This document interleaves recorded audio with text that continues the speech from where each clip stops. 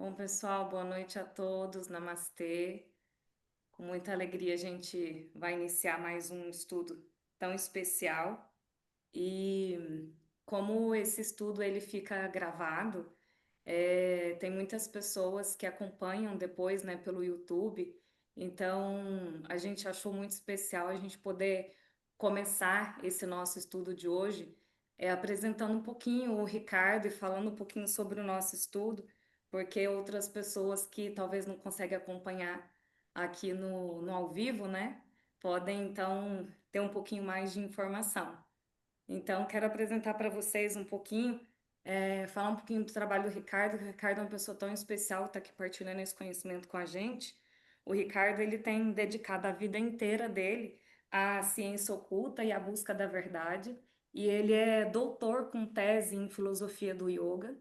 Ele é astrólogo há 50 anos e ele é atual presidente do Sindicato dos Astrólogos de Brasília. O Ricardo ele é autor de 3 livros sobre astrologia, yoga e sabedoria antiga e é membro e ex-presidente da Sociedade Teosófica no Brasil. Tem mais um monte de coisa especial que a gente deu um resuminho aqui, mas só para dizer para vocês que hoje o Ricardo ele nos agracia com o estudo do livro A Ciência do Yoga, do Dr. Taimini, onde nós estamos sendo esclarecidos, né, sobre os 196 sutras de Patanjali. Gratidão, Ricardo, por essa partilha, por todo o seu conhecimento. Então, a gente vai dar início a mais um estudo, fazendo uma breve meditação, né, trazendo para nós um aquietamento, para a gente sintonizar aí com o plano superior também. Então, vamos alinhar nossa coluna, conforme cada um pode, ativando a respiração profunda, tranquila, harmonizando-se no agora. Ó poderes do amor, nós vos prometemos nossa fidelidade, sabendo que somente o amor pode redimir o mundo. Nós invocamos a vossa bênção sobre todos aqueles que se esforçam para ser vivos. Nós invocamos a vossa bênção sobre todos aqueles que têm de suportar o sofrimento, que eles possam alegremente descobrir seu envolvimento em vosso amor, mesmo em meio à sua aflição. Nós invocamos a vossa bênção sobre todos aqueles que intencionalmente infligem sofrimento, que eles possam ser movidos a retornar para vós e servir-vos. Possam aqueles que são a corporificação do amor imortal abençoar com o seu auxílio e orientação a essa sociedade, fundada para ser um canal para o seu serviço.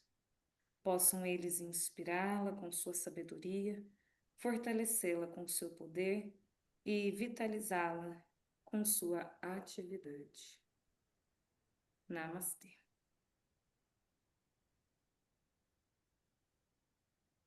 Gratidão, Ricardo.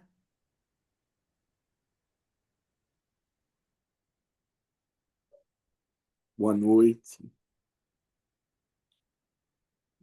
Eu ouvi dizer, um passarinho azul me falou que a Mel deu uma palestra de yoga hoje na Universidade Federal.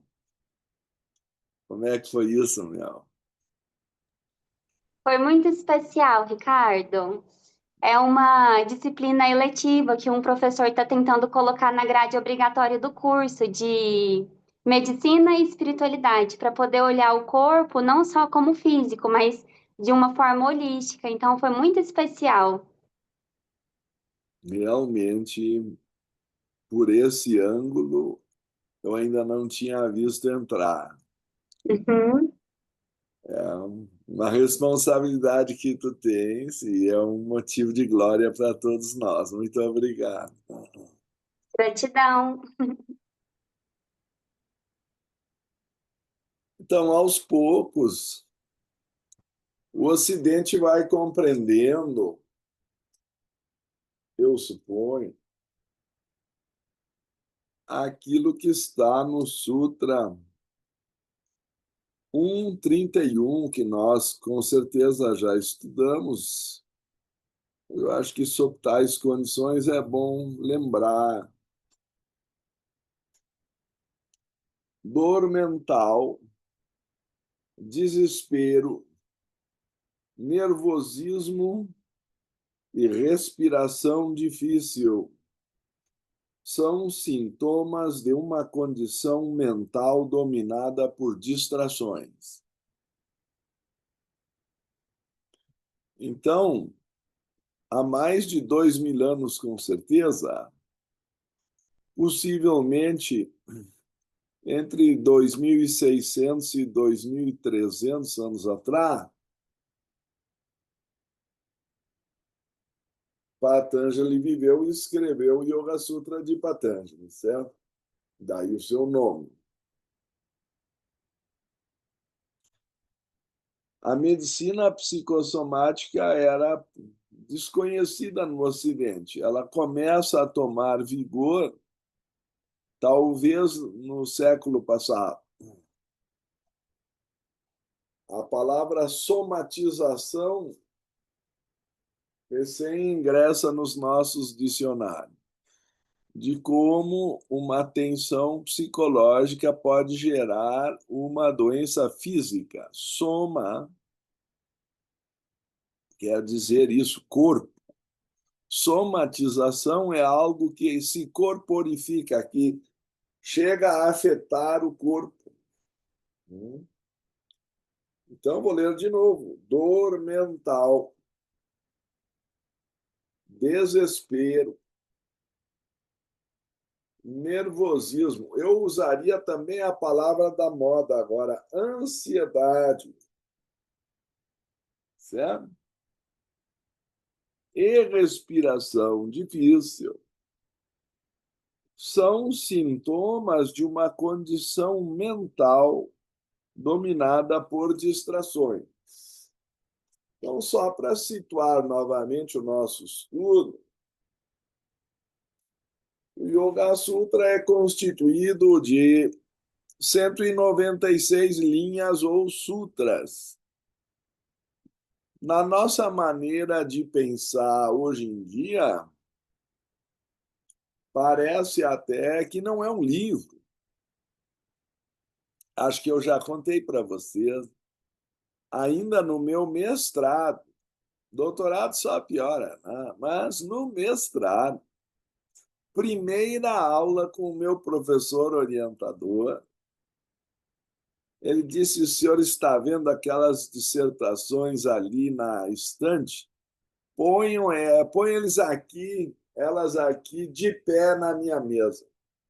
Botei duas, a terceira caiu. Aí ele disse: essa aqui não ficou de pé, não tem valor acadêmico. Certo? Só para ele explicar na primeira aula que não tinha páginas que chega, portanto, não tinha valor acadêmico. Isto quer dizer que o trabalho do Yoga Sutra não seria nem considerado na academia, porque ele tem 196 linhas. E a palavra sutra quer dizer fio. Fica subentendido que cabe ao estudante, ao sadhaka, ao aspirante ao yoga, encontrar o fio invisível que une essas pérolas. Certo? Então, quando se fala Yoga Sutra, o trabalho é do aluno, não é do professor. 196 linhas eram usadas para ser decoradas. Então, todo o tema de uma vida inteira de estudo já está ali. Não existe aquela coisa do novo, da nova versão, de mudar de estágio, de nível, de não sei o quê. Toda a nossa civilização, agora então online, Mas que teve um chinês que ficou mais de 70 horas mudando de estágio e nível, e não sei todos os desafios que há, e morreu porque ele não se levantou sequer para fazer funções fisiológicas básicas durante esse período. Nível de adrenalina máximo levou ao óbito, porque não deu atenção ao corpo físico. Então, meus queridos, o yoga é o contrário disso. Nós não vamos conseguir atingir o samadhi na correria e no fast food, se é que vão querer inventar o fast espiritual. Então, como que eu vou falar do Sutra 142? Esse é o meu desafio hoje. Tá? Muito bem, o professor vai falar do Sutra 142. Ótimo, é só ler. Já li para vocês, essa é barbada. O problema é atingir o samadhi. Isso demanda uma serenidade da mente que a nossa maneira de viver não proporciona, a menos que a pessoa muito se dedique a isso. O tema da reunião de hoje está reduzido aqui ao Sutra 142. Savitarka Samadhi é aquele em que o conhecimento baseado somente em palavras, também chamado na universidade de discursivo, o conhecimento real, artha, que é o que nós buscamos, e o conhecimento comum, baseado na percepção sensorial e no raciocínio, que é o que todo mundo tem, estão presentes em um estado de mistura e a mente passa alternadamente de um para o outro. A expressão também comum no yoga é falar em um macaco que pula de galho em galho em busca de frutos mais doces. Monkey mind, a mente macaco. Como que nós vamos sair da Macacolândia e atingir o Samadhi? Essa é a questão dos sutras que nós estamos estudando. Tá?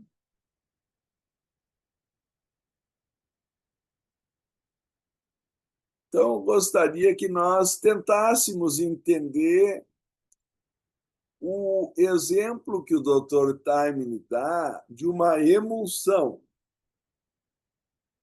Ele era professor doutor em Química, formado pela Universidade de Londres, numa época em que os doutorados eram mais difíceis de ser obtidos.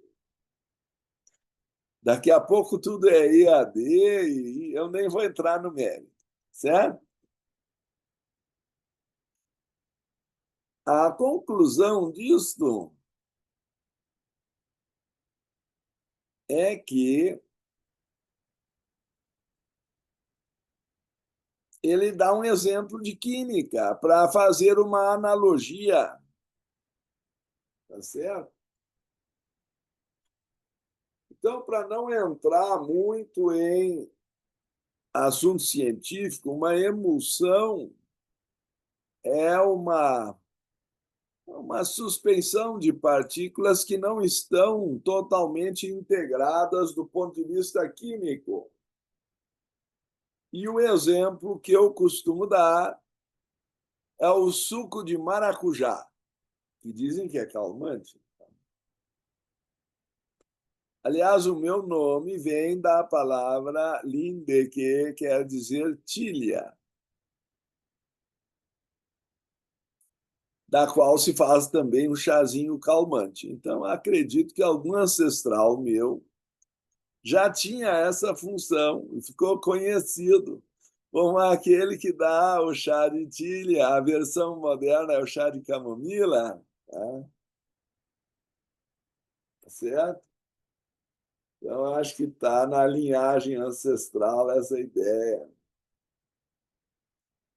Se nós não reduzirmos a rotação da mente, ela vai continuar pulando alternantemente ou alternadamente de um dos três pontos para o outro. Shabda, Artha e Jnana. Jnana ele traduziu aqui como conhecimento comum. Shabda é das palavras, do som, das associações. Vou dar um exemplo. Suponhamos que eu digo a vocês que eu tenho na minha mão direita uma maçã. Vocês estão vendo a maçã? Que falta de imaginação de você. Tá? Então, Vikalpa é a capacidade de imaginação no Yoga Sutra, é um dos Chitta Vritti. Se vocês ainda não jantaram ou estão com fome, vai começar a acontecer uma série de coisas. Porque nós vamos lembrar que a maçã é vermelha por fora e depois da primeira mordida, aí vem um som, é aquele clac. Tá? E se ela tiver ainda crocante, dá aquele claque, aí escorre um pouco aquele sumo doce, e a gente vê o conteúdo amarelo. Ela era vermelha por fora, agora a gente vê o conteúdo amarelo por dentro. Nós já estamos lembrando do gostinho, então, 2 ou 3 sentidos, né? A visão, a gustação e talvez também a olfação estão sendo estimulados agora pela imaginação. Obviamente, também pela audição, eu tiro a memória da palavra maçã, certo? E daqui a pouco vocês estão lembrando do peso da maçã, da textura da casca, ok? Então aí entra o tato. E eu suponho, portanto, que nós estamos aí já com os 5 sentidos focados na palavra maçã. Shabda é só o nome, a palavra. Mas quando eu invoco essa palavra, todos esses elementos dos 5 sentidos que eu descrevi foram ativados na memória, smriti, que antes era talvez só uma impressão ou um samskara. Quando eu ativo o samskara, chamando ele, ele vira a memória ativa. E, dependendo do caso, alguém já está salivando, desejando a maçã, ou lembrando que não comprou a maçã essa semana, não deu tempo de jantar, foi muito corrido. Daqui a pouco eu perco alguns alunos aqui que vão para a cozinha comer a maçã. É assim que funciona o marketing, certo? Eles criam necessidades, eles se especializaram, existem universidades de marketing para criar necessidades na nossa civilização capitalista. E também já me foi dito que se a gente entrar no supermercado com fome, a gente compra mais do que compraria se tivesse feito a refeição antes. Vocês já ouviram falar disso? E ainda tem alguém lá no microfone, se for o caso. Eu não aguento essas lojas, mas tem gente que ainda vai na loja. Hoje tem promoção da maçã. Meu Deus, eu saio correndo. Eu não... Aquela lavagem cerebral, para mim, é demais. Né?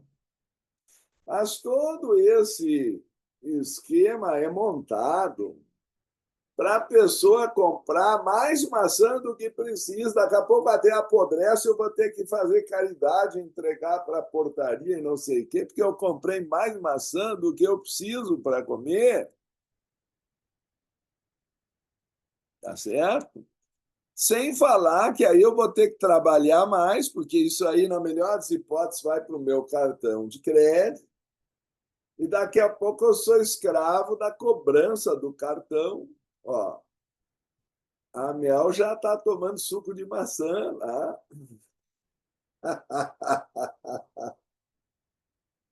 Vocês me perdoem, eu vou ter que desligar o meu celular aqui, que eu estou sendo perseguido por alguém que fraudou o meu número e botou aí uma associação com a Claro, que não para de me ligar. Estou citando o nome porque eles são chatos. Eu já disse 3 vezes que eu não tenho nada a ver com o grupo Ciranda, não sei das quantas, lá de Taguatinga. Eu disse, olha, meu senhor, eu moro em Brasília, não sei que cirandinha é essa que vocês estão querendo me envolver, mas esse pessoal ou houve um erro de digitação ou intencionalmente botaram outro número. Então a gente fica preso, correndo atrás de coisa que não tem nada a ver, seja para pagar o cartão, seja para pagar a conta da Claro ou o novo plano. Outro dia chegaram a me dizer que fazia 10 anos que eu não trocava o meu plano. Disse, olha, ótimo. Meu senhor tem casamento que não dura isso. Mas o que isso tem a ver? Ah, aí isso era argumento, não sei se para eu trocar de esposa ou trocar de plano, ou os dois. Eu não sei, eu sou um dinossauro nesse mundo, eu não entendo mais o que está acontecendo.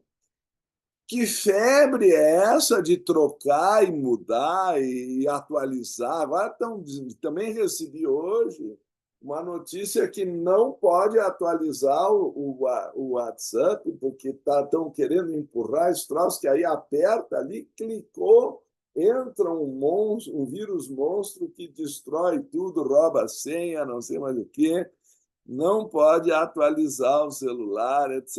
e tal, quando vem de fora. Só se a pessoa mesmo procurar o WhatsApp para fazer a atualização. Então, já fiz a utilidade pública do dia. Como que uma mente assim estimulada por marketing, por bombardeio de interesse, e que depois se torna escrava do cartão de crédito, porque aí ela ficou devendo, né? O resultado final de tudo. E o juros do cartão de crédito, aí sim. Daqui a pouco levam o teu carro, tua casa, tudo se tu ficares inadimplente no cartão de crédito. Então, por que que havia yama e niyama, né? Não violência, não mentir, não roubar, não ter relações sexuais. Bom, no budismo tem uma concessão, que é para o homem comum não ter relações sexuais ilícitas, para o monge, então, é o brahmacharya completo. E o último caso não é, nós chamamos de aparigraha, que é o que os antigos corresponderia ao voto de pobreza, para não ter essas preocupações. Chegou para mim também uma mensagem de uma freirinha que estava dizendo que deve se entregar tudo a Deus e que tudo fica tranquilo e tal. E ela estava até atrás de umas grades, em claustro, há uns 40 ou 50 anos. Aí, assim, uma moça comentou, não vou entrar no mérito da moça, mas ela, infelizmente, comentou: assim é fácil, ela não tem que se preocupar com marido, filho, empregado, profissão, patati, patatá. Não é fácil, porque essa senhora teve que renunciar à vida no mundo, preencher e ama. Não é fácil. E o custo, eu estou tentando explicar para vocês por que que Jesus diz, e não gostam dessa passagem, que é mais fácil um camelo passar pelo furo de uma agulha do que um rico entrar no reino do céu. Essa é uma passagem amaldiçoada por várias igrejas. Ou então tentaram arranjar métodos de driblar. Vocês conhecem o jeitinho brasileiro? Já me contaram que a agulha, na verdade, era a seteira, aquela janelinha ogival por onde os arqueiros lançavam as flechas e que tinha o formato, né, sei lá, arquitetônico que eles chamavam de agulha, mas que passando uma manteiguinha no camelo dava para ele atravessar aquela janela lá. Outros me disseram, não, é uma corda feita com pelo de camelo, e aí então, se a agulha tiver um rombo grande lá e de novo passar a manteiguinha, aí consegue botar aquele barbantão lá para dentro da agulha. Já ouvi de tudo, só porque as pessoas não compreendem ou não querem compreender que se a mente está preocupada em enriquecer, ela não tem tempo para atingir o samadhi, porque a emoção ela só pode decantar se ela ficar parada. E é por isso que o suco de maracujá sempre vem com uma colher junto. Até já me disseram que tem que cuidar com o suco de maracujá e com a colher para não enfiar no olho. Tá certo? Parece que sempre botam uma colher junto com o suco de maracujá. Por quê? Vou insistir, porque é uma emulsão. Então, na emulsão, as fases vão se separar ao longo do tempo. Chama-se esse processo decantação. E é isso que o Dr. Taimini dá como exemplo e dá até um desenho na página 95. Como separar Shabda de Artha e de Nana. Certo? Outro problema que vocês que eventualmente dão aulas de yoga já devem ter defrontado no mundo, e hoje é sexta-feira, nós já estamos naquele horário depois do comercial, mas a última aula, lá pelas 5, 6 da tarde, o pessoal chega de uma semana exaustiva de trabalho e vai praticar alguns asanas. Se chegou no Shavasana, alguns começam a roncar e tem outras posições que são meio gasosas. Vou deixar assim, sem maiores comentários, porque o cara passou a semana inteira tenso. Quando ele relaxa, tudo começa a acontecer. Sendo que é muito usual dormir e roncar. Ora, o samadhi não pode ocorrer se a pessoa perder a consciência física. Isso já virou viagem astral, é outro departamento.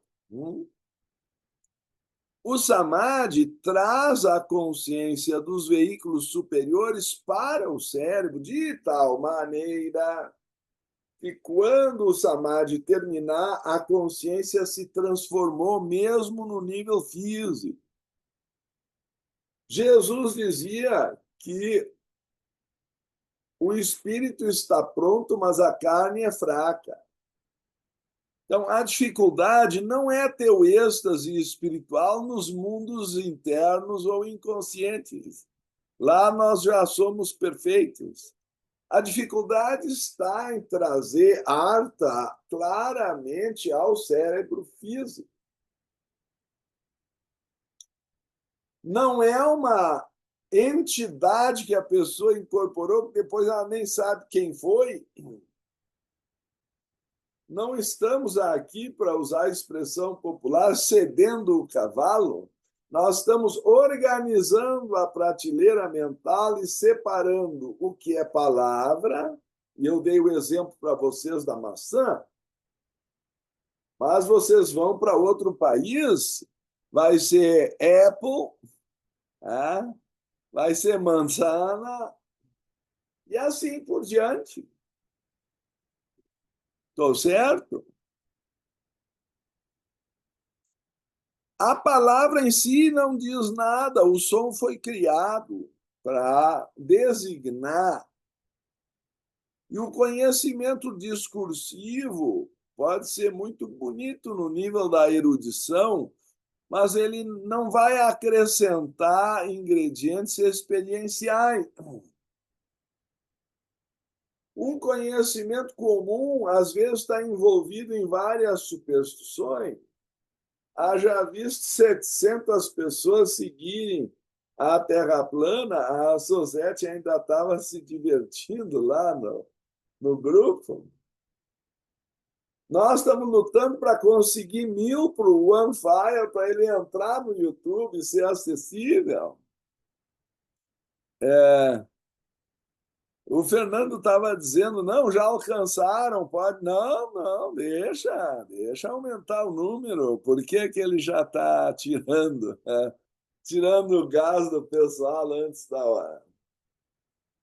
Se os outros chegaram a 700 com uma superstição, que a ciência já demonstrou que não é real. Aliás, Aristóteles já tinha dito isso, que ao ver um barco de longe, primeiro se vê o mastro e por último se vê o casco. Tem que ir chegando mais perto para ver o casco, porque a Terra é curva. Olha quanto tempo já tem isso. Aristóteles é antes de Cristo. Por que que ainda tem gente na Terra plana depois que o planeta já foi fotografado não sei quantas vezes, todos os lados? Eu acho isso realmente incrível. Mas então, entre o conhecimento das palavras, a mente é considerada um sexto sentido no budismo, porque ela agrupa os conteúdos informativos dos outros 5 sentidos e cria um objeto mental, certo? Então, se nós tivéssemos o ouvido totalmente desconectado da visão, do ponto de vista da memória da maçã, eu não criaria o conceito que eu estava tentando traduzir a vocês, que eu chamo a palavra maçã e alguém começa a salivar. E se eu vou descrevendo os detalhes e acordando a memória é um dos Tita-Vritis. Mas, segundo essa visão, é o último deles. Tá certo? Então, vocês vão ver o que ele diz aqui. Quando se refere a esse fato, o que são esses objetos mentais? Página 93, qualquer objeto físico que podemos perceber através dos nossos órgãos dos sentidos é, de fato, um conglomerado de diversas espécies de impressões mentais passíveis de serem classificadas até certo ponto mediante um processo de análise mental com base em nosso conhecimento da percepção sensorial e outros fatos descobertos pela ciência. Número 1, o objeto vai ter um nome. Ele está se referindo, o exemplo dele é uma rosa. Escolhido arbitrariamente, sem qualquer relação com o objeto. Pode ser rose, pode ser rosa, né? Aí cada língua vai ter, talvez, um nome diferente. Nem sei como é que é a rosa em sânscrito. ela tem uma forma, uma cor, um aroma, etc., que podemos perceber através dos órgãos dos sentidos. São características, podem variar de uma rosa para outra, mas há um mínimo irredutível de características que são comuns a todas as rosas e que fazem de uma rosa uma rosa. Essa rositude, essa qualidade da rosa já é mente abstrata, já não é mente concreta, certo? A mente concreta percebe a rosa, mas talvez não tenha o nome e pode não ter visto outras rosas e, portanto, não sabe comparar. Quando eu consigo perceber a qualidade da rosa, eu já saí de Manas inferior ou Kama Manas e subi para Budi Manas ou Manas abstrata, voltada para a unidade, o que há de comum com todas essas rosas. E aí são dois tipos diferentes de samadhi, o Savitarka Samadhi e o Savichara Samadhi. Então, esse vai estar em sutras diferenciados. Eu estou tentando justificar que do mesmo objeto de meditação, chamado vidya ou semente, podem se desdobrar várias camadas de aprofundamento. Tá? Mas a mente tem que chegar a um grau de profunda serenidade para essa emulsão separar as suas faces. E fica até meio transparente uma parte, no fundo fica denso o suco de maracujá. Daqui a pouco alguém levanta para buscar um suco de maracujá. Então, quando eu associo a mente com um estímulo mental, tá? Aquilo vai talvez produzir desejo, que é o que o marketing faz. Número 3, ela é uma combinação particular de certos átomos e moléculas ou elétrons em um nível mais profundo, que são, assim, subpartículas atômicas, distribuídos de determinada maneira no espaço, certo? Aí começa a questão de todas as teorias a respeito do átomo, né? A imagem mental formada em nossa mente, a partir desse conhecimento científico, é completamente diferente da imagem mental proveniente dos órgãos do sentido. Então, aí já temos um conhecimento científico em cima do assunto. Número 4, ela é uma espécie particular de arquétipo, ou seja, todas as rosas nascem em conformidade com essa rosa específica. A ideia de que há um arquétipo divino que criou a rosa ou deu o plano original é que vai entrar para nós como importante em Artha.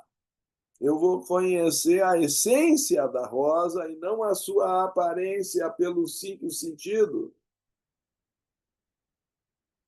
Eu talvez compreenda a função da rosa na natureza e não só sob o meu ponto de vista, se me agrada ou não agrada, se tem perfume ou tem espinho, certo? Eu descobrir, se me permitirem colocar assim, por que Deus criou a rosa? O arquétipo divino por trás da rosa. Tá certo? Porque hoje nós estamos vivendo numa civilização, pelo menos o Brasil, não sei todos os casos, e que sei lá se é o ovo de avestruz, da ema, ou qual é o animal que está em extinção, se vocês quebrarem aquele ovo, é, uma, é um crime hediondo e inafiançável. Mas daqui a pouco, se abortarem uma criança no útero, do jeito que a coisa vai, prefiro não dizer mais nada. Então, perderam a noção da função de cada coisa na natureza. E para que serve o sexo, por exemplo? Eu acho que nós vamos ter que fazer uma relembrança de que houve um tempo que o sexo produzia a procriação da espécie. Daqui a pouco vão ter que corrigir os dicionários, eu não sei o que vai acontecer. Quando nós nos afastamos dos arquétipos divinos, nós não compreendemos mais para que as coisas servem e nós criamos uma maneira artificial de viver e não tem mais nenhuma relação com a realidade. Vira uma coisa virtual, autocriada. Não tem nenhuma relação com a realidade. Então, é outro Chitta Vritti. Se chama Vipariyaya. Está classificado no Sutra 1.8. Conhecimento errôneo é uma concepção falsa.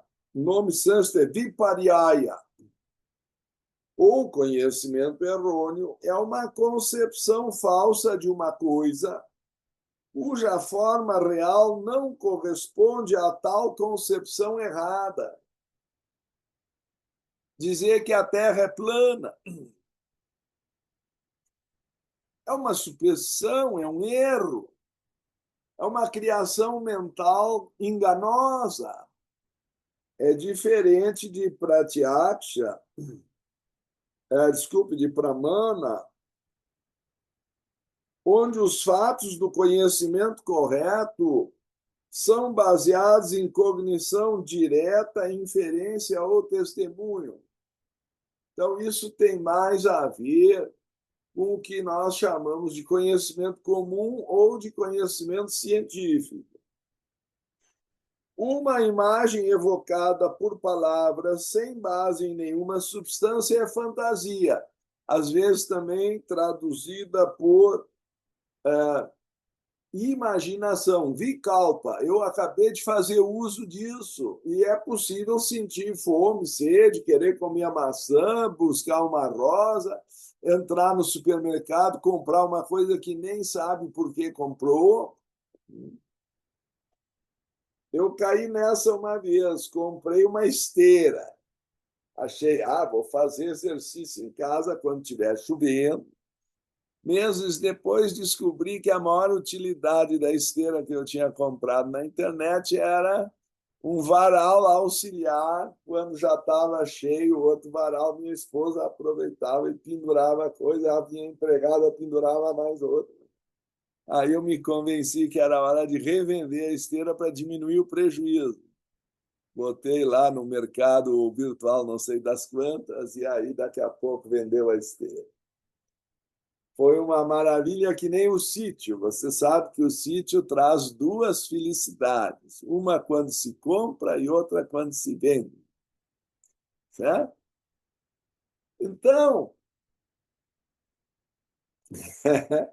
chácara é a única coisa que evolui para o estado de sítio. Então, aí, todos esses problemas, com o tempo, a gente descobre que a gente tem que se libertar da confusão para conseguir entrar em níveis mais profundos de consciência. Porque se a mente está assim, pagando todas as contas da chácara, do zelador, do não sei o quê, bababá, bebê, tudo dando prejuízo ou trazendo, ou então eu tenho que me dedicar à chácara para causar. Então é complicado, né? Vira uma corrida maluca. Como que a mente vai serenar? Quanto mais riqueza uma pessoa tem, mais ela tem coisa para fiscalizar e administrar, certo? Então, aquela frase bíblica ela tem suas razões. Por que que o yogi deve viver com menos coisas? Para reduzir as suas preocupações, seus apegos. Sei que não precisa virar monge no dia seguinte, mas nós temos que compreender o motivo e não simplesmente cumprir a regra de uma forma cega. Qual é a função de yama e niyama para preparar a mente para a meditação? Se depois a meditação falhar em chegar no samadhi, não digam que yoga não funciona. Não façam essa heresia. Admitam que as preparações para o samadhi não foram preenchidas. Tá certo?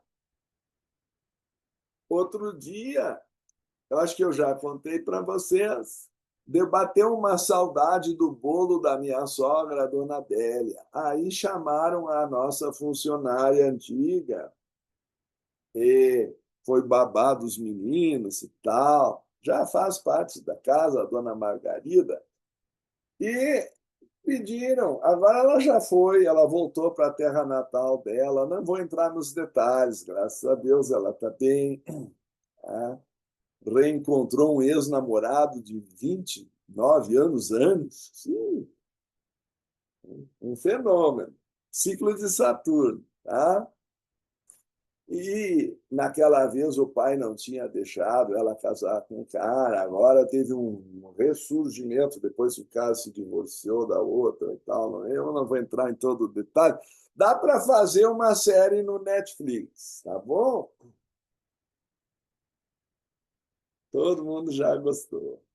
Agora, vamos voltar à nossa realidade diária. Ela chegou e passaram para ela a receita da dona Adélia, ela trouxe um bolo, me perdoem, foi classificado, eu ouvi não vou dizer quem disse, mas alguém à mesa disse que o bolo era incomível. Foi a expressão que eu ouvi. Aí minha esposa sentou com a dona Margarida e a senhora seguiu a receita? Sim, dona Valéria seguiu a receita e tal, papapá. Então vamos aqui item por item. Aqui diz que tem que ter um tablete de manteiga de tanto tamanho. Não, isso é muito caro. Botei a metade, botei de margarina e assim foi indo. Então, a farinha ela botou menos, o açúcar também não botou, e está muito, e sei lá se tinha que botar ovo ou não, não vou entrar em toda a discussão. Conclusão: ela disse que seguiu a receita, mas cada vez que mandava botar isso, ela botava aquilo. Ah, então, ela errou na dosimetria. A posologia do remédio transforma a diferença entre remédio e veneno é a dosagem. As pessoas pegam um monte de remédio e tomam para se suicidar. Tomam o vidro inteiro. Não vou entrar aqui no mérito nem ficar chamando esse tipo de vibração. Eu só estou lembrando a vocês que a dosagem é fundamental, faz toda a diferença entre o remédio e o veneno. A palavra fármaco em grego quer dizer as duas coisas, remédio e veneno. O que torna a farmácia vem dessa palavra. Tá certo? Então, se nós não aplicamos a dosagem do yoga em um método sistemático nas nossas vidas, não se admirem se não conseguirem entrar em samadhi. E o que o primeiro estágio de samadhi, que é o que nós estamos estudando, está sugerindo? Que se a mente estiver serena, os tipos de conhecimento ficam visivelmente distintos. Tá? E ele dá aqui exemplos que eu acho muito interessantes para Samyama, que são a prática básica dessas técnicas de Dharana, Dhyana e Samadhi, ou seja, quando se aperfeiçoou os três juntos, a concentração, a contemplação e o êxtase, sobre algum bidya, sobre alguma semente. Ok? Então, na página 42 estão os 9 estágios com suas eventuais subdivisões, porque ali ele divide o Sampranyata Vitarka em Savitarka e Nirvitarka, e de fato existem 2 sutras. Um para o Savitarka, que ainda está separando os ingredientes, e o outro para o Nirvitarka, que não se envolve mais com o que não interessa e consegue brilhar somente com aquele que, de fato, nos interessa a saber a parte alta do conhecimento. Ok? Então, nesse sequenciamento, é que ele vai fazer um aprofundamento disso na página 91, dizendo que um estudo geral dos objetos, na verdade, ele chama ali corretamente de Vishaya, mas são tipos de bídias para meditação, de sementes, certo? Por isso, esse tipo de samadhi está classificado como sabidya, ou com semente. Enquanto que o último estágio lá do grupo nirbidya é que está além dos objetos e se volta somente sobre o ser. Ok? Dá a entender que se nós, Patanjali sugere, pelo seu método, se antes, mesmo meditando num objeto, eu não consigo ter a concentração necessária, se eu quiser pular a etapa e ir direto para o Nirvidya Samadhi, a probabilidade de eu fracassar é muito grande, porque eu já vou direto para o nível abstrato. Patanjali quer que nós comecemos por coisas concretas. Exemplo, página 91. Se duas coisas são relacionadas como causa e efeito, aplicando samyama sobre o efeito, é possível então obter conhecimento sobre a sua causa, como, por exemplo, em 3,16. Vocês sabem que o livro 3, o Vibhuti-pada, é o livro dos resultados. É dito no 3,16, pela aplicação de samyama aos três tipos de transformação, nirodha, samadhi e ekagrata, o conhecimento do passado e do futuro é obtido. Então, a pessoa começa a ter percepções ao longo do tempo. Aí dizem que é clarividente ou sei lá o quê. Número 2. Se certos fenômenos deixam uma impressão por qualquer meio, é possível entrar em contato com os fenômenos pela reviviscência das impressões. Eu acabei de tentar muito suavemente fazer a revivescência do samskara que a maçã deixou nas vidas de você, não? Através de samyama, como, por exemplo, em 3,18. Aí é dito, pela percepção direta das impressões ou samskaras, é obtido o conhecimento do nascimento anterior. Se eu conseguir me focar suficientemente no átomo permanente a partir da meditação nas impressões, eu começo a lembrar as vidas anteriores. Mas isso é um nível de concentração que não é o comum. Eu não sei se eu estou sendo claro, samadhi não é um nível de concentração comum. Número 3. Se determinado princípio da natureza encontra expressão em certo fenômeno, então, pela aplicação de samyama no fenômeno, é possível conhecer diretamente o princípio nele subjacente, como, por exemplo, em 3,28 e 3,29. Esses são sutras que, para mim, em particular, são muito atrativos. Se referem a elementos siderais ou da astrologia.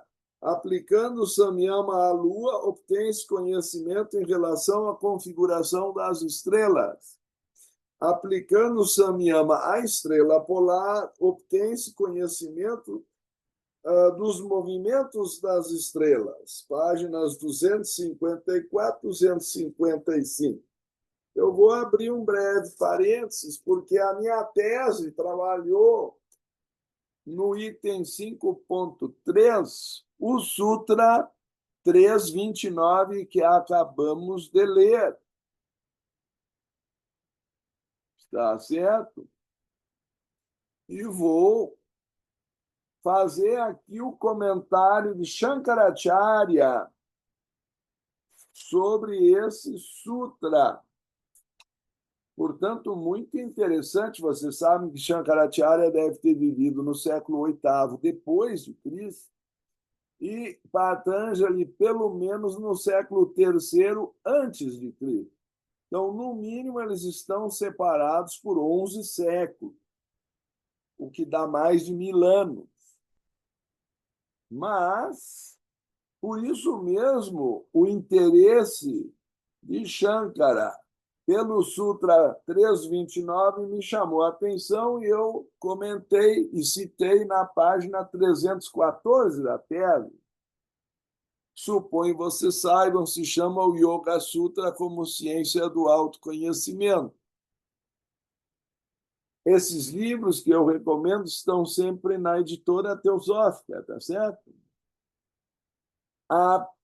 Diz Patanjali, aplicando Samyama à estrela polar, obtém-se conhecimento das estrelas ou dos seus movimentos.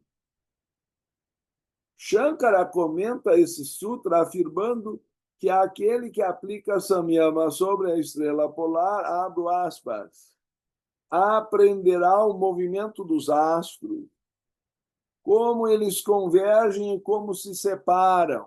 A gente chama isso, respectivamente, de conjunção e oposição. Como, nesse momento, esse planeta se opõe àquele usou o verbo próprio para a oposição, 180 graus, um diâmetro, e como ele passa a ser subjugado, porque no diâmetro as duas energias se polarizam para direções opostas. E então, dessa forma, ele surge novamente, aí o ciclo fecha, por exemplo, ou sai do eclipse, se for o caso. Por esses meios, ele passa a conhecer, por exemplo, a boa e a má sorte dos seres vivos. Ele está descrevendo como é que a astrologia funciona. Não é preciso ser clarividente para conhecer os ciclos das pessoas, certo? E aí a gente sabe que algumas coisas tendem a se repetir. Para isso se usa a posição dos astros para marcar o ciclo.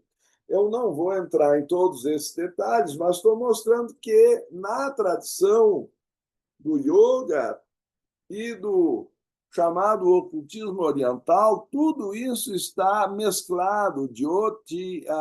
Eles não separam a astrologia da quiromancia, etc. e tal, certo? Vou passar adiante. Número 4.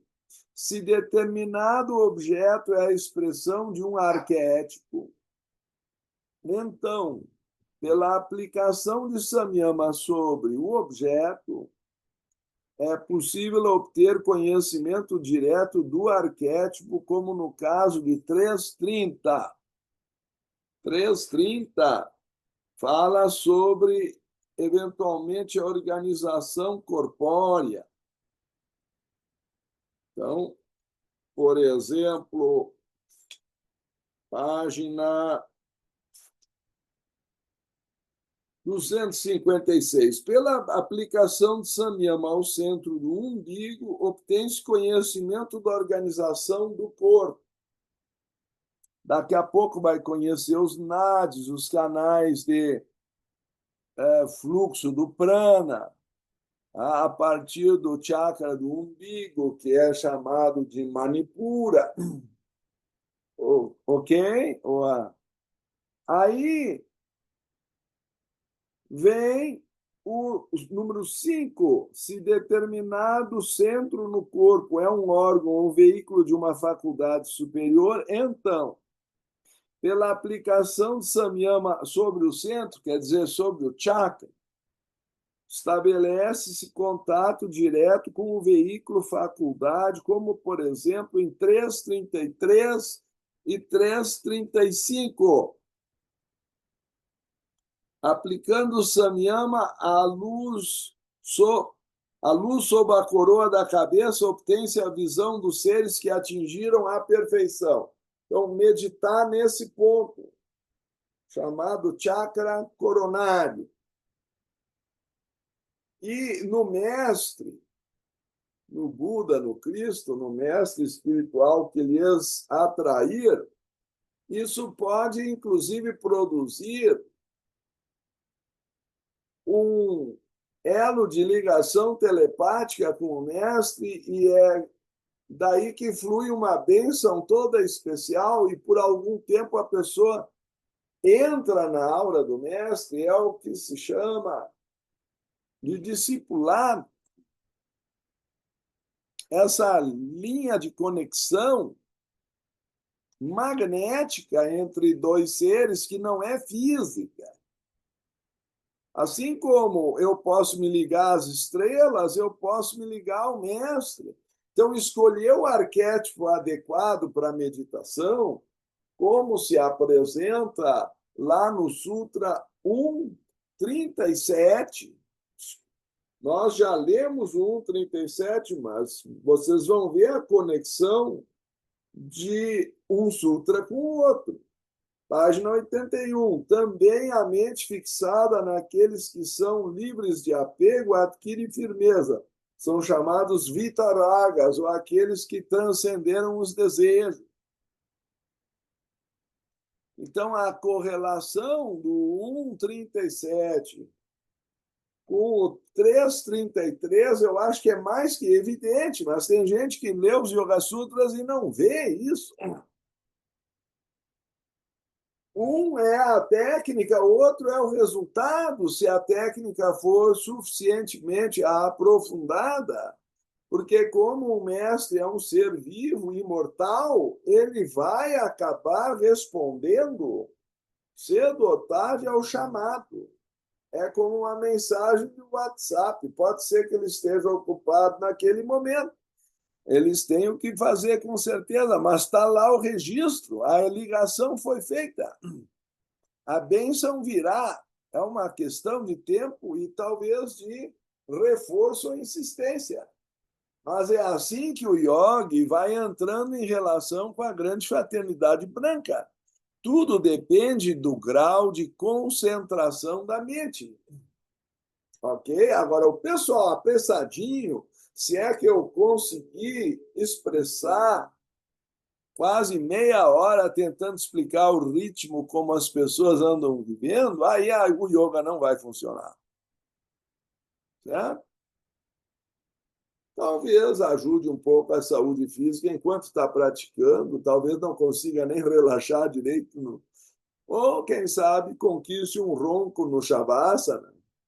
Mas não é a isso que se propõe apenas o yoga. O relaxamento físico é um dos elementos importantes, bem como a saúde, para vencer o primeiro obstáculo. No Sutra 1.30 é a doença. Aí não adianta.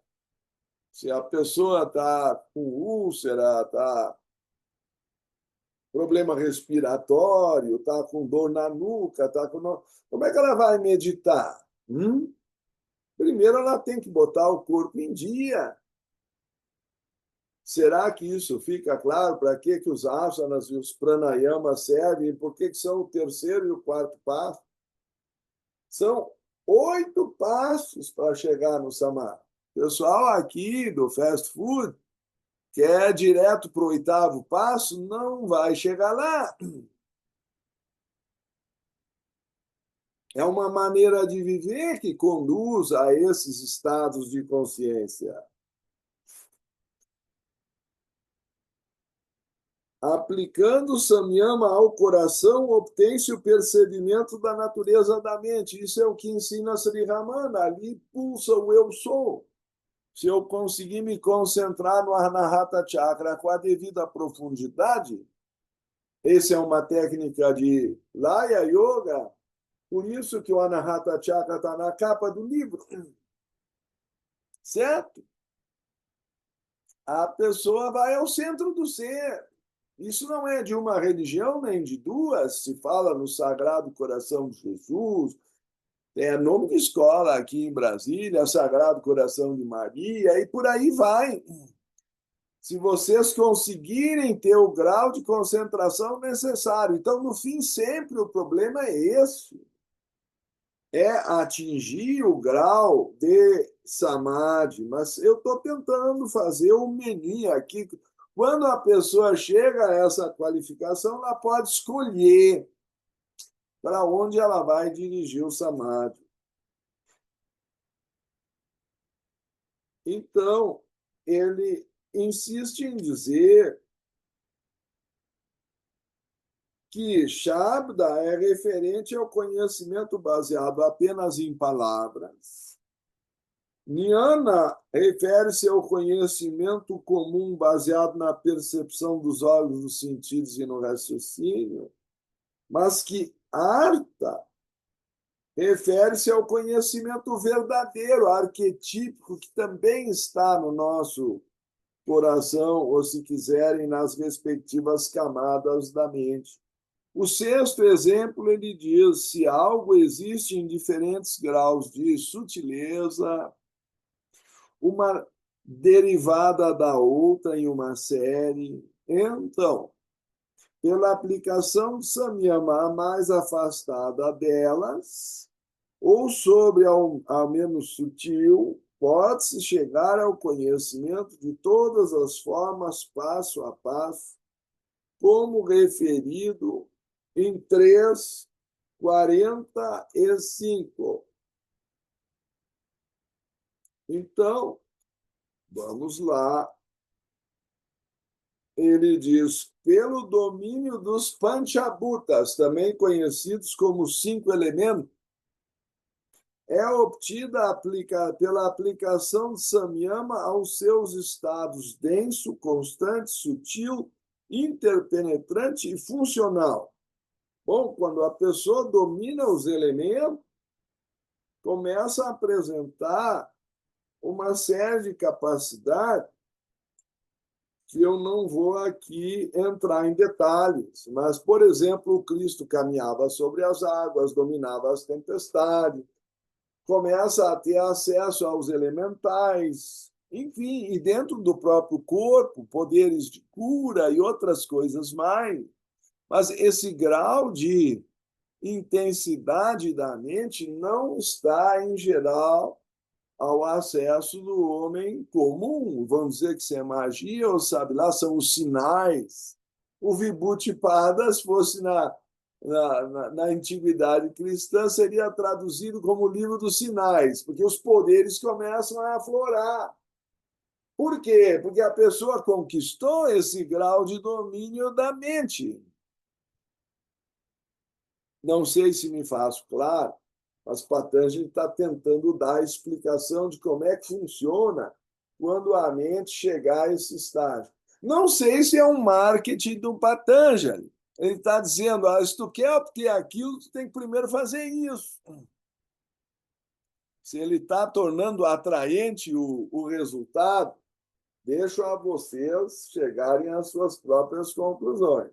Mas ele não está escondendo nada, certo? Só que ele estabelece quais são os requisitos, porque ele trata isso como uma ciência, não como uma aventura de fim de semana.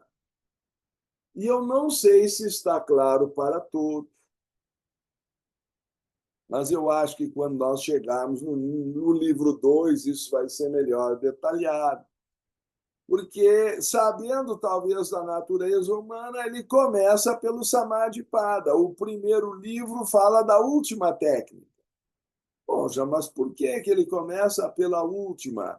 Talvez para nos motivar a querer depois pagar o preço de passar pelas 7 anteriores. Tem um pedágio. Então, não sei se eu devo fazer isso, mas é como se primeiro ele mostrasse o fim da viagem e depois falasse no ticket, no passaporte, se tem que tomar vacinas, tem que guardar o lugar lá, no avião, o que pode pôr na mala, o que não pode, toda aquela charopada que torna a viagem uma coisa chata e cansativa. Quantas horas de voo, o que o cara vai conseguir comer, aquele angu lá. Mas, enfim, como diz também Littiter, que a gente enfrenta os karmas como um preço a pagar de uma viagem desconfortável para chegar num lugar que a gente quer chegar. Então, é uma expressão interessante de Littiter. Não tem que ficar resmungando que é difícil. É o preço a pagar, ninguém é obrigado. Não quer ir, fica em casa. Certo? Mas a viagem é assim. Ela exige nossa saúde, nossa paciência, eventualmente enfrenta desconforto, tem que renunciar a muita coisa, mesmo para fazer uma viagem. Eu estou exagerando? Então, tem que se preparar com antecedência, ou vão querer assaltar o banco para fazer a viagem. Não dá, tem que acumular dinheiro. Não é uma coisa assim, tá? Se vocês vão de Brasília para Taguatinga, de repente dá para ir a pé, ou se quiserem, vão de patinete. Agora, por favor, para ir para a Índia, vocês vão ter que se organizar, se é que algum dia vocês fizeram essa viagem. Eu tenho a impressão que a Liliane já fez. Muda a vida de uma pessoa, porque é outra cultura, é outro mundo. A primeira vez que eu fui, eu digo, meu Deus, realmente isso aqui existe. A gente pega 20 horas de avião, quer dizer, 2 voos, não tem voo direto, e daqui a pouco está num lugar em que não sei se tu ainda viste os elefantes e os dromedários no meio da rua. Depende em que cidade tu foste, né? Mas aos poucos aquela atmosfera mais misteriosa está desaparecendo das grandes cidades. Mas se tu vai para Varanasi, tu estás entrando num lugar que vive da mesma forma há 5.000 anos. E tu sentes isso. Porque, vocês vão para a China, bom, sobrou a muralha, mas a revolução cultural acabou com a cultura e a religião. Vocês vão para o Egito, bom, mas aí lá, primeiro o Alexandre, depois os árabes, etc., os muçulmanos tomaram conta, acabou com a religião egípcia. Sobrou as pedras empilhadas. Mas é proibido meditar na pirâmide, o guarda não deixa, enfim. Está descaracterizada a cultura. Não está mais vivo, sobrou a casca. Mas se vocês visitarem Varanasi, as margens do rio Ganges, vocês vão ver os crematórios como sempre funcionaram nos últimos 5.000 anos. Vocês vão encontrar yogis meditando lá, como sempre foi. E é bom estudar o Yoga Sutra antes, porque senão vocês não vão entender muita coisa. Tá certo? Não sei se, por favor, Mel. Ricardo, no exemplo do suco do maracujá, eu fiquei em dúvida se o samadhi é quando o suco está misturado, integrado, ou se é quando ele decanta e separa. Ele separa, fica transparente, aí tu consegue estudar cada uma das partes separadas. Uhum, tá bom. Enquanto ele está emulsionado, tu não consegue enxergar nada ali. Uhum, É só quando ele separa, e aí ele abre porta para o tema que provavelmente nós vamos aprofundar na próxima reunião, que é o Sutra 143, quando ele vai sair de Savichara, desculpe, de Savitarka, e entrar em Nirvitarka. Aí vai brilhar na mente aquele conhecimento real que foi assim escolhido para o foco. Antes a pessoa nem consegue se focar, porque a mente está saltando de galho em galho. Então, o samadhi é necessário para descobrir o que eu quero descobrir, até para saber o que eu estou procurando. A maior dificuldade de um ser humano para procurar alguma coisa é que ele, quando ele nem sabe mais o que ele está procurando. Alguma vez, espero que nunca tenha acontecido com vocês, é claro, vocês sentiram, sei lá, a falta de uma tesoura ou não sei o quê para abrir uma embalagem. Aí saíram na direção lá do quarto ou do escritório onde a tesoura está, mas foram interpelados por isso, por aquilo, tocou o telefone, não sei o quê. Chega no quarto, aí vem aquela terrível pergunta: o que eu vim fazer aqui? Já aconteceu com vocês ou só acontece comigo? Então, eu lamento informar que isso é muito parecido com a nossa reencarnação. A gente vem lá de um mundo superior para buscar alguma coisa aqui. É como se fosse um mergulhador que mergulhou no oceano para buscar uma pérola,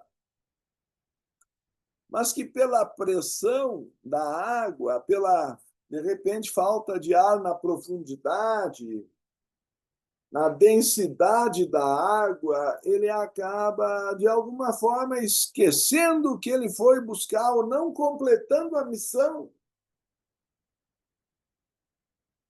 a ponto de não saber o que foi fazer lá.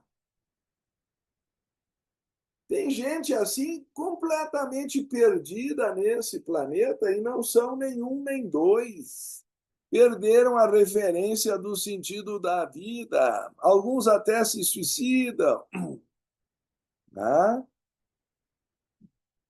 Por isso, se vocês tiverem dúvida, aqui presente dá para um amigo, alguns dão meia, cueca, calcinha, não sei o quê, deem uma bússola.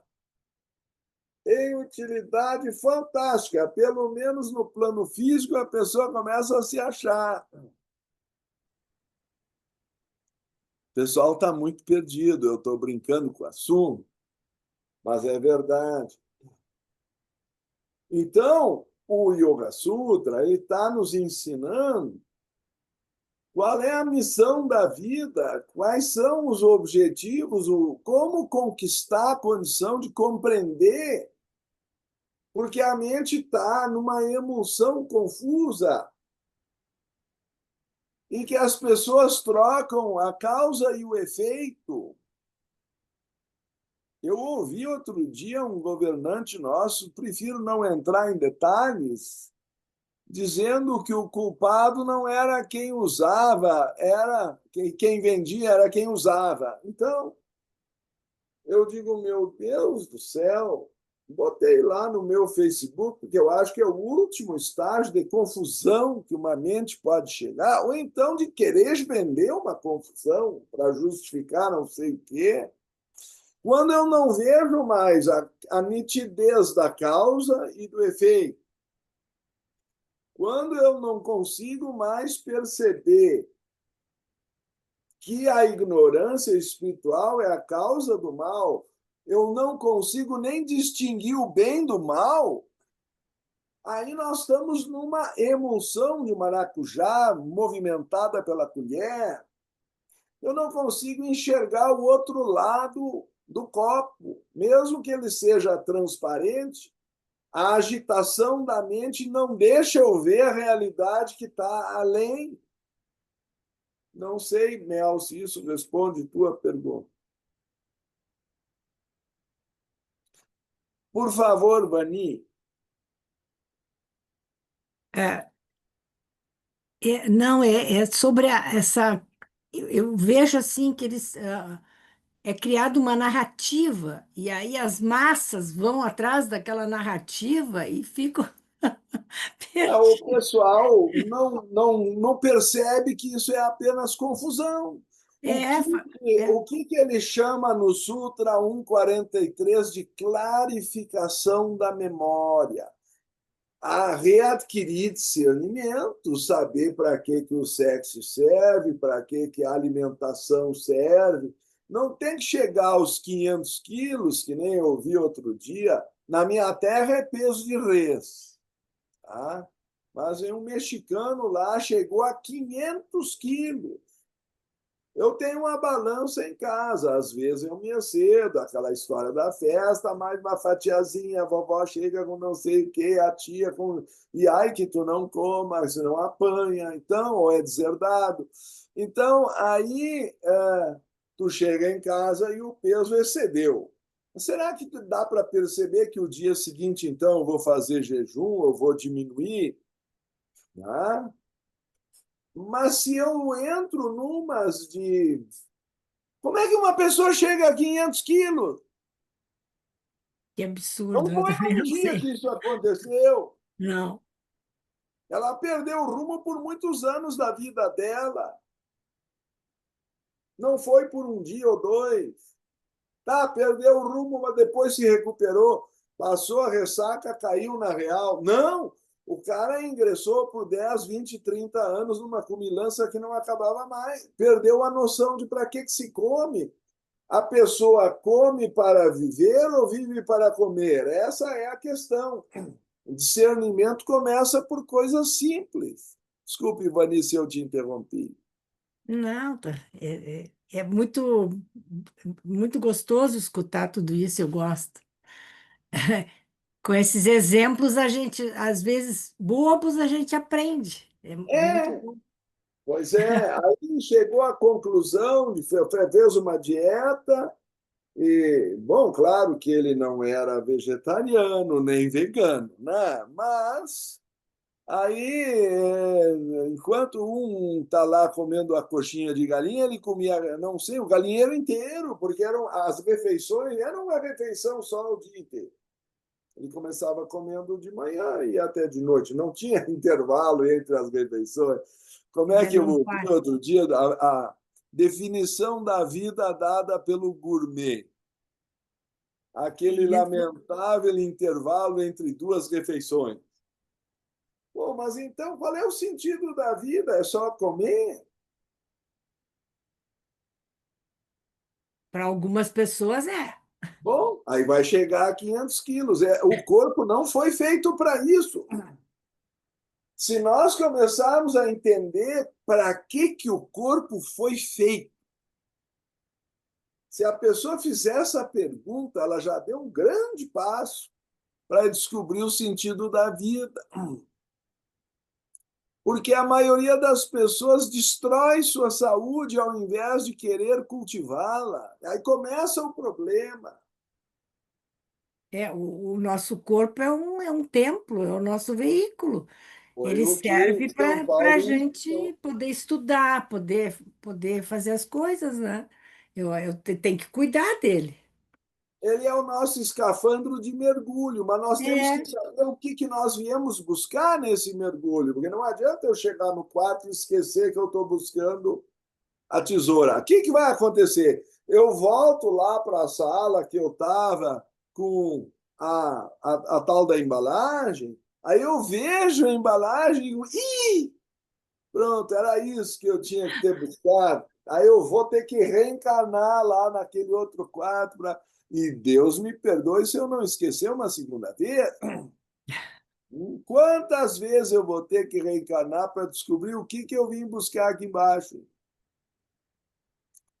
Também acho muito bonito que a baleia tenha uma narina aqui em cima chamada espiráculo. Mas primeiro ela tem que esvaziar a narina, que nem no nado soda, né? Primeiro esvazia, depois inspira, depois exala, depois inspira, e vai alternando, não é? Porque se ela inspirar antes de ter esvaziado o espiráculo, ela vai engolir a água. Ou Não pior, ela sabia? vai É, trazer para o pulmão, ela vai acabar tossindo. Não sei se você. Eu nunca vi eu não sabia disso. baleia, baleia tossindo ou espirrando. Mas, enfim, a natureza criou aquela narina aqui para ela não precisar sair da água para respirar. Ela só precisa tirar uma parte da cabeça. Ela pega o ar e mergulha não sei quantas horas. Mas a criança, em geral, ela acha, porque não tem conhecimento, que a baleia é um peixe. Mas não é, que ela precisa respirar o ar da superfície. Isso mostra que a origem dela é de outro mundo. Ela não é do mundo das águas, ela se adaptou na água para cumprir alguma função. Mas a origem dela obriga ela a voltar de tempos em tempos a pegar ar lá em cima. E nós somos iguais, nós temos que dormir para ir para o astral, pegar energia lá, o corpo tem que se recuperar, porque nós estamos aqui fazendo um mergulho na matéria densa, mas a nossa verdadeira fonte de nutriente, aquilo que é o ar sem o qual nós vivemos, é a felicidade e o amor dos mundos superiores. Por isso que quando não há amor em nossas vidas, nada mais tem sentido. Verdade. Por que que quando a gente dorme, acontece muito seguido comigo, eu escuto um barulho de alguém varrendo, barulhos estranhos, e daí quando eu acordo eu vejo que não tem nenhum barulho, não tem nada. Bom, aí eu vou ter que conhecer a tua vizinhança, que eu não conheço. Mas Não, não, não tem. Na vizinhança também não. Não, não, quando não. eu era engenheiro, meu pai fez um edifício lá do lado de um cemitério, eu arranjei um slogan: os vizinhos não atrapalham. Agora, se não tem nada, pode ser algum som astral que tu tá, por algum motivo, capturando na descida ou na subida, Pois é, o que eu pensei. né? Os animais escutam coisas, ah, cachorro, gato, eles veem coisas ao nosso redor, são mais clarividentes e sensíveis do que nós. De repente, nós estamos sendo visitados por parentes, ou sabe lá pelo quê. Então, aí o mundo astral tem tantas opções,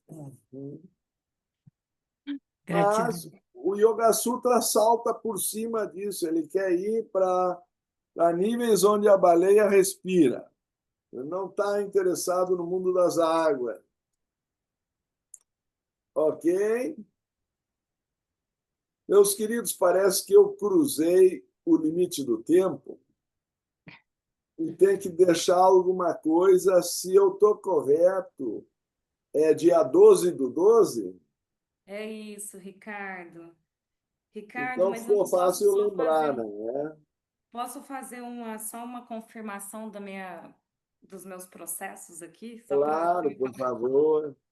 mesmo que você tenha passado um pouquinho, é que esse estudo é tão bom, ele me bagunça a cabeça. Só para eu entender, a figura 6 que está aí no livro é justamente o exemplo do maracujá, né, que Aham. você deu. E aí, o Sábida, que é esse conhecimento pela palavra, certo? E o Certo, Gnana é o conhecimento que ele trouxe como comum, que é o raciocínio dos sentidos. isso. E aí, o Arta é justamente o conhecimento real. Enquanto está nessa mistura, que está nessa emulsificação que você falou, a gente está no Savitarka Samadhi. E aí, quando a gente conseguir separar, é que a gente vai ter o Arta, e é aí que a gente entra em Nirvitarka? É, por aí. É. Quando conseguir focar na parte que interessa, né? Ah, Enfim, isso nós vamos aprofundar da próxima vez. Mas o que é, acho eu, essencial compreender é que é uma análise mental muito serena, feita sem a interferência dos cinco sentidos. E é isso que, em geral, nós não conseguimos quando a mente está agitada pelos desejos. Ela acaba tomando posição da narrativa que nos agrada. Por algum Preferência. motivo, aquela narrativa nos agrada.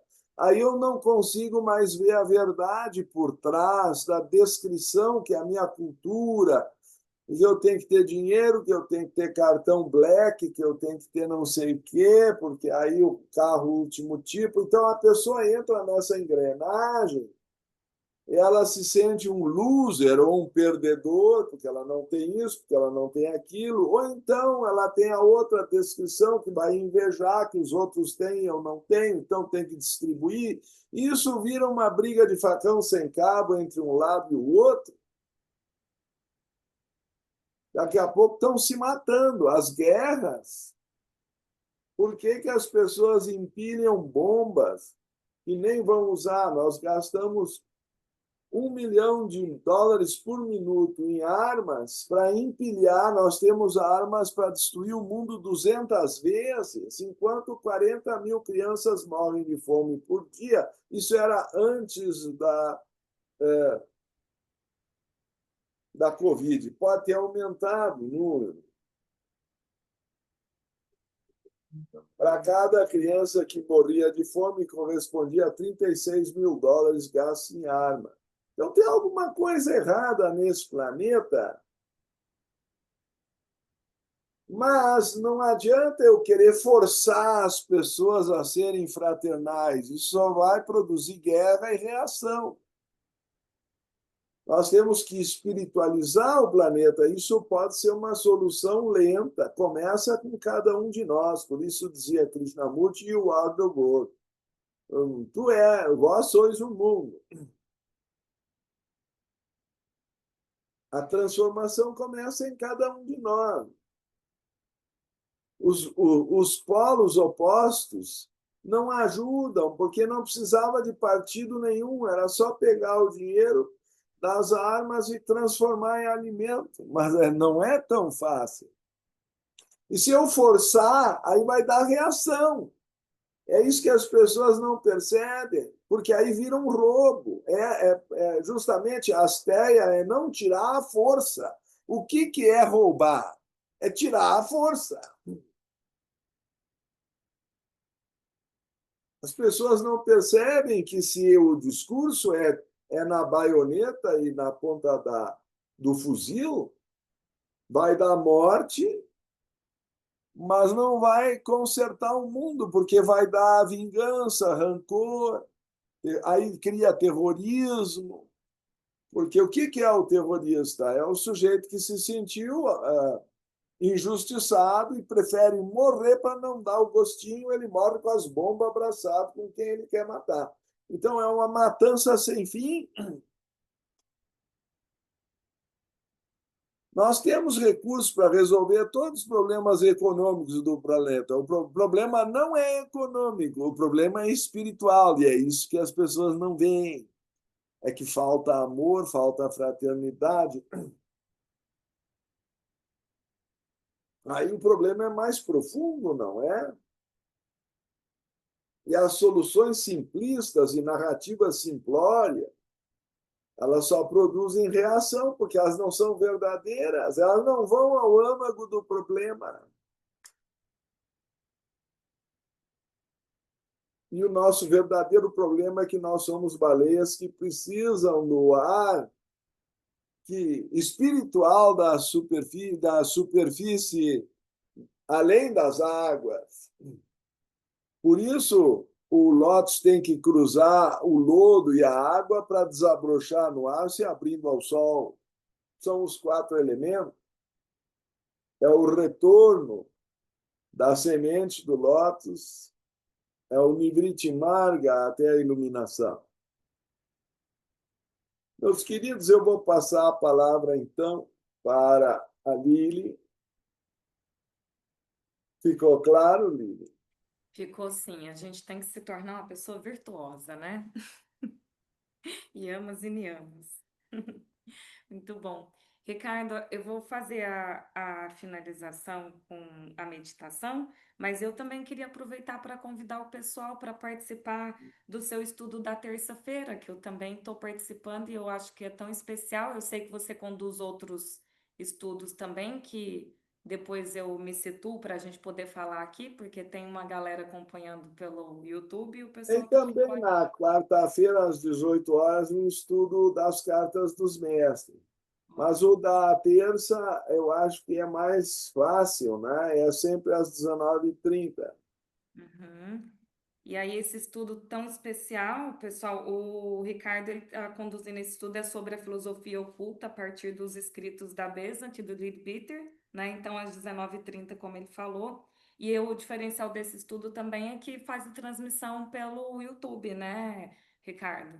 Quem Vocês não fazem. puder vir pode acessar o playlist, o Tem a YouTube. playlist completa, e daí passa também, é transmitido tanto pelo Zoom quanto pelo canal da Sociedade Teosófica. Então, é aberto ao público, então aproveitem, pessoal, porque o conhecimento está aí disponível, né, Ricardo?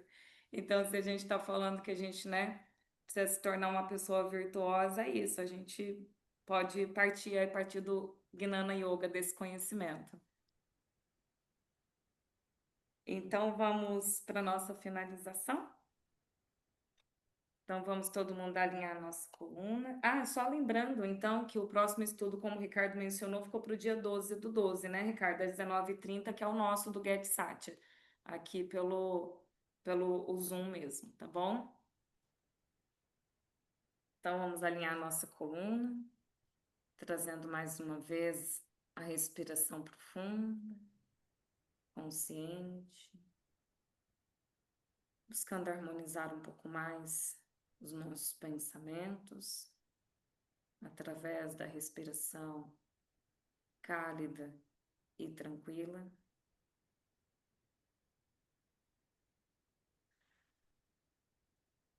Ó vida oculta, que vibras em cada átomo. Ó luz oculta, que brilhas em cada criatura. Ó amor oculto, que tudo abranges na unidade. Possa todo aquele que se sente um contigo saber que ele é, por isso mesmo, um com todos os outros. Vamos irradiar luz, paz, saúde e amor em todas as direções. Ao Oriente, ao Ocidente, ao Norte, ao Sul, ao Zênite e ao Nadir. Que todos os seres sejam felizes e ditosos. Paz a todos os seres. Namastê. Namastê, Ricardo. Namastê, pessoal. Boa noite a todos. Só Grande pausar a abraço. nossa. Boa noite. Tchau, pessoal. Gratidão. Namastê. Tchau, tchau. Gratidão. Gratidão, pessoal. Boa noite. Até dia 12.